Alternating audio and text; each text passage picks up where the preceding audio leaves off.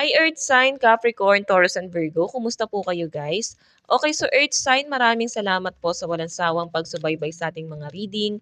And kung kayo ay bago pa lang sa ating channel, mag-subscribe na po kayo guys and i-click mo na rin yung ating notification bell para lagi po kayo guys updated sa ating mga bagong upload. So tignan natin Earth sign, ano ba ang inyong gabay? Ayan, bago yung carpet natin Earth sign. Earth sign, Capricorn, Taurus, and Virgo. Gabay po. Earth sign, Capricorn, Taurus, and Virgo. Spirit guide, ano po ang gabay ni Earth sign? So guys, meron tayong adventure. So I think yung iba sa inyo, nag-explore ka ngayon, may nilalakad ka or may lalakarin ka. Pwedeng ikaw ay nag-unwind or nagre-relax. Pwedeng ikaw ay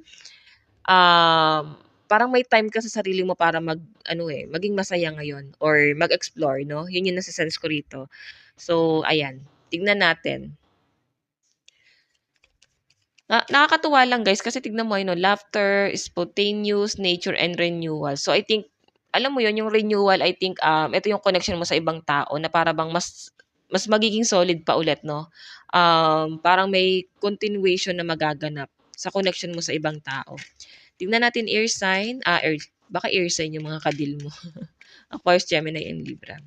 Okay, so earth sign, Capricorn, Taurus, and Virgo, gabay po spirit guide. Meron tayong hidden, wisdom, elemental, fairy, and uncover. So, I think, yung iba sa inyo guys, hidden kasi, so parang maaaring meron ka na di-discover sa sarili mo, or maaaring merong awakening na nangyayari sa buhay mo, pwedeng lumalakas ang inyong intuition, parang nagiging highly intuitive ka, no? Earth sign.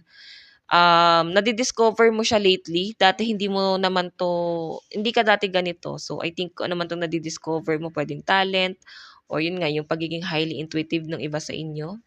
I think nakakonect ka na dun sa higher self mo. So, sabi nila, paano ba mabubukas yan kung may third eye kayo, guys? Pagka sobrang down na down ka na, nandun ka na sa pinaka-downside ng buhay mo. Okay? Tignan natin. And bihira lang, guys, ang binibigyan ng ganyang talent.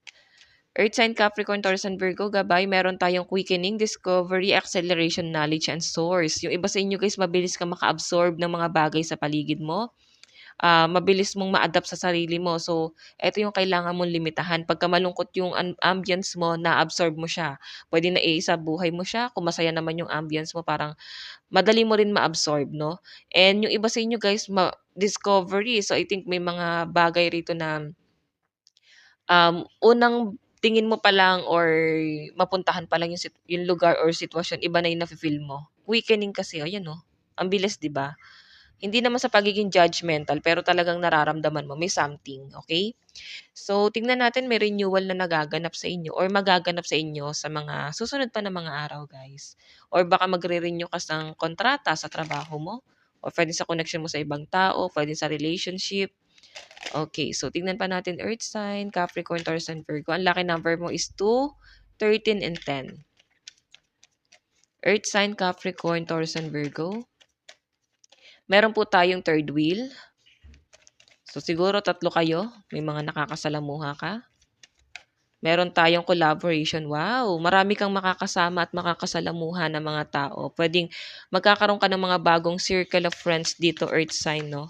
Collaboration nakakatuwa lang guys kasi sama-sama kayo dito magtutulungan, oh. Okay? Tingnan natin, kapatay ng card. Earth sign, Capricorn, Taurus, and Virgo. So, meron po tayong self-love. Wow! So, maganda to earth sign kasi mas natututunan mong mag-self-love or parang mas natutunan mong mahalin na yung sarili mo. May mga bagay dito na para bang napipilitan ka na lang, pero as long as nakikita mo na nagwo-work pa naman, so pagtiyatiyagaan mo, no? So, hayan, kung ikaw ay nagsi-self-love ngayon or pwede na-experience mo or nararanasan mo na mas mahal mo pala yung sarili mo kaysa sa mga bagay na akala mo, yun na yung gusto mo. Okay? Na parang mas importante pala talaga yung sarili natin kaysa sa ibang bagay, earth sign, okay?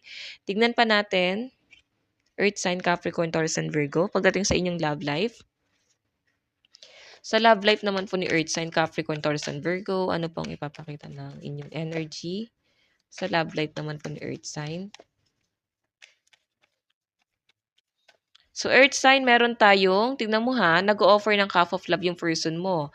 Six of cups. So, nakikita ko sa kanya guys na parang kung paano kanya nakita nung una, ganun pa rin yung nararamdaman niya hanggang ngayon. Hindi siya guys nagbabago. Okay? Tingnan pa natin. Earth sign, Capricorn, Taurus, and Virgo. So, meron tayong strength. Ang lakas ng energy na talagang mahal na mahal ka ng person mo. And kung kayo guys ay nagkakaroon ng conflict, mas pinipili niyong i-workout itong relationship na to kasi the strength eh. So I think mas ano pa to guys, titibay pa tong relationship na to. Okay? So tignan natin, meron tayong Two of Cups, partnership. May pagkakaintindihan ngayon dito guys. So tama naman yan guys, communication is the key, no? Kailangan nyo lang pag-usapan yung mga struggle nyo para hindi na siya guys lumalala. Okay, so wala naman ako guys nakitang struggle dito. May stuck lang dito. Pwedeng ikaw yung nai-stuck or pwedeng siya yung stuck. May hindi siya, what I mean, hindi makagalaw tong person mo kasi mas nakikita niya na mas mag-work siya sa connection yung dalawa. Or parang mas nakikita niya na parang ikaw kasi talaga yung gusto niya rito. Ayan. Okay? So, tingnan pa natin ano pang ipapakita ng inyong energy guys. Pagdating sa inyong relationship. Earth sign. Love advice. Love advice po ni Earth sign. Alam nyo guys, meron lang conflict dito sa connection nyo kasi lumalabas pa rin talaga yung pagka-stuck. Okay yung relationship pero minsan parang nakakasakal siya. Kasi nandito yung Eight of Swords. Okay? Pwedeng may nararanasan mo yan na para bang okay naman eh, sobrang pagmamahal, parang nakakasakal. May mga bagay lang na kinakatakutan kasi. Okay, so tignan natin, love advice. Meron tayong release your ex. Okay, so I think may mga ano 'to, past trauma 'tong person mo na parang kailangan what I mean itong person mo meron siyang mga, na-experience from the past na kailangan niya na guys i-release. Kasi hindi na nakakabuti o hindi makakabuti sa relationship niyo kasi nai-a-apply niya pa rin sa kasalukuyan kung ano man yung mga takot na yon. Okay, ikaw yung nagsa-suffer dito, earth sign. Tingnan natin, advice, meron tayong honeymoon. Ayan, worth waiting for.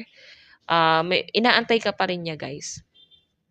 May reconciliation. Parang sinasabi niya na magtiwala kang ulit. Magtiwala kang muli. Parang ibabalik niya yung mga bagay na hindi mo na pinaniniwalaan sa kanya. So, I think willing siyang i-work out to guys. Ayan. Tignan pa natin ang inyong advice. Earth sign, Capricorn, Taurus, and Virgo. Advice po. Meron tayong fears. 'Di ba? Ibig sabihin may mga natatakot. Yung iba sa inyo guys, nakikita ko sa iyo matapang ka na. So kung sino man 'tong mga natatakot na 'to, um, ibig sabihin nagwagi ka dito, nanalo ka dito. Okay? Kasi sila yung natatakot dito eh, sa mga magiging action mo, earth sign. So guys, ito lang naman po ang inyong reading. Hanggang sa muli, God bless and love you all. Thank you.